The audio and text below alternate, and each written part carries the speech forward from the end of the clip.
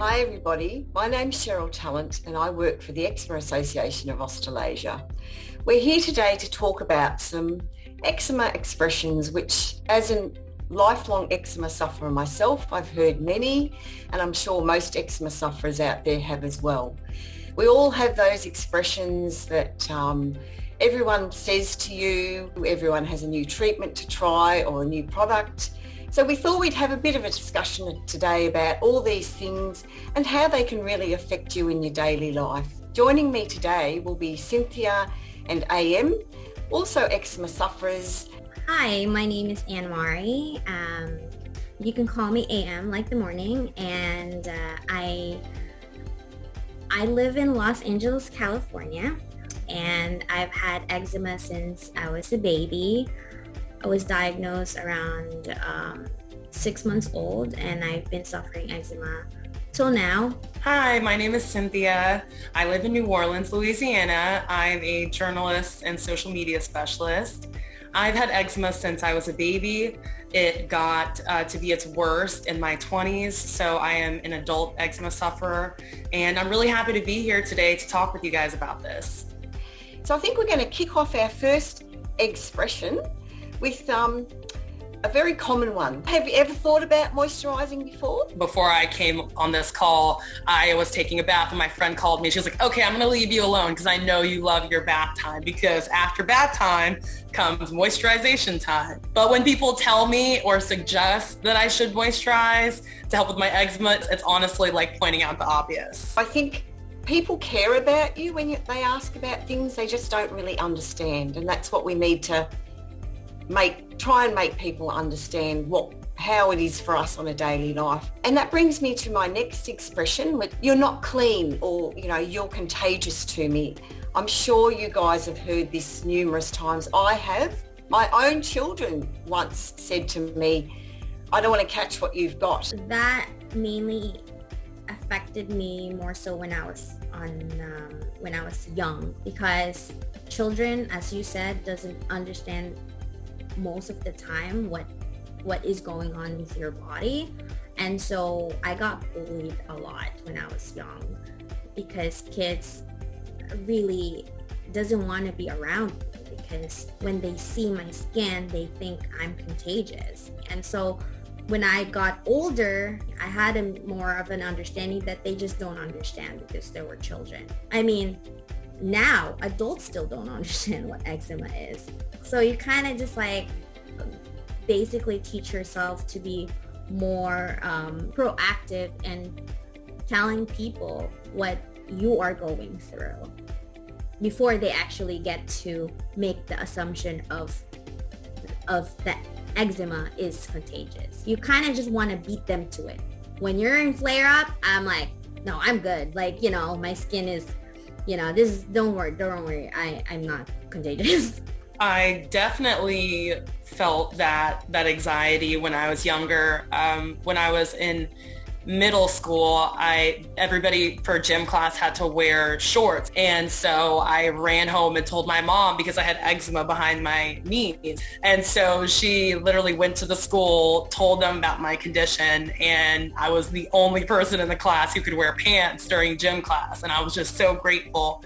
But that's how big of a deal it was to me. Like, I was terrified that people would, judge me. I think as eczema sufferers, a lot of us just have our own narrative and our own fears in our head. And so I'm just thinking the absolute worst, of course. Yeah, I think we've all been there before, I really do. My next expression is, why don't you just take the cure?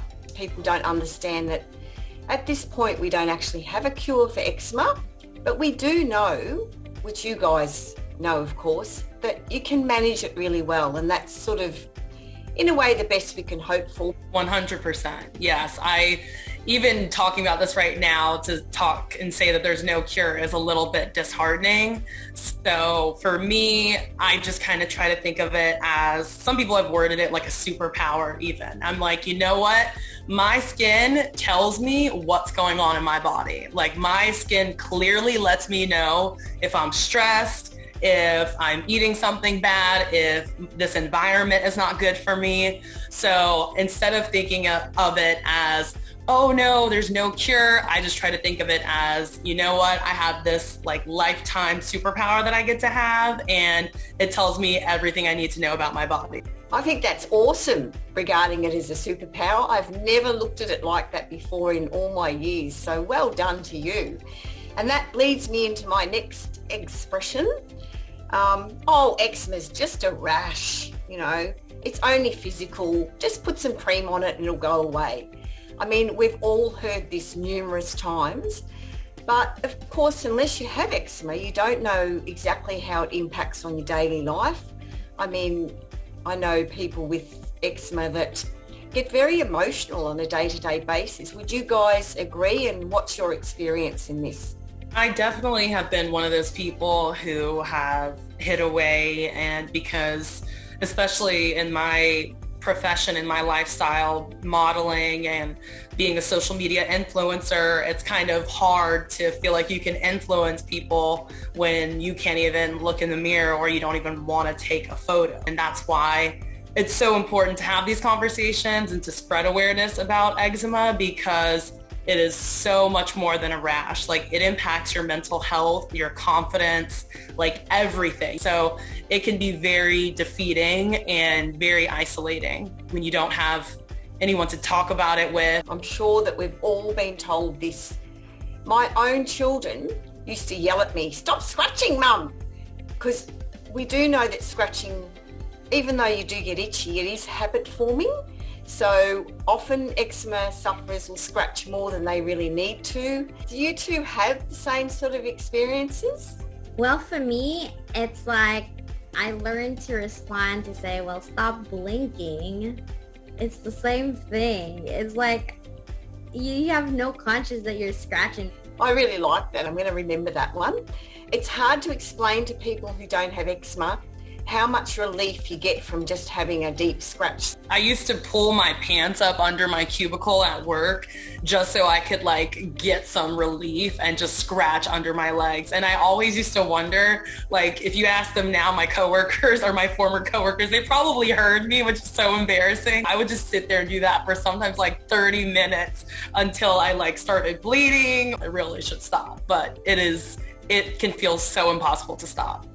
The other expression that's very important is eczema never goes away. We've all heard this and we all know it's true, but it's a bit of a depressing sentence really, but sort of how can we address that? I take it as it doesn't mean eczema has to be bad your whole entire life. You can have eczema and you can have eczema prone skin, but it doesn't mean that you are going to have a flare up every single day. And it's okay to say that you'll have it for a lifetime, but it doesn't have to be bad for a lifetime. Also remind yourself that it doesn't define you, you know? So that's how I mentally prepare myself with that kind of expression. It's disheartening to hear, but it's also a process of, you know, learning how to accept it. From my vantage point, I wish they would say, well, eczema can be a lifelong issue or health issue, but, you know, we can manage it really well these days. I like the idea of framing it as it is something that can last a lifetime, but it is treatable. When you hear that there's no cure, it just feels like this very daunting curse that has been put upon you. And it's like, how the heck am I supposed to navigate this? So yes, definitely a more positive reframing would be awesome. I think for me, it's mostly with, you know, finding really your support system. So I always say to people who's suffering with eczema, it's like, remember, you're not alone on this journey. You know, you have your family, your friends, and we are here, your fellow sufferers. Just reminding everyone that they're not alone, because it can be isolating. Thank you so much, Cynthia and AM, for your time today in talking about all our eczema expressions. And we really hope that this is, you know, going to address some issues for other eczema sufferers and we can help them on their journey. Don't give up hope. Keep on going. There is something that's going to work for you, or find a support network that can help you.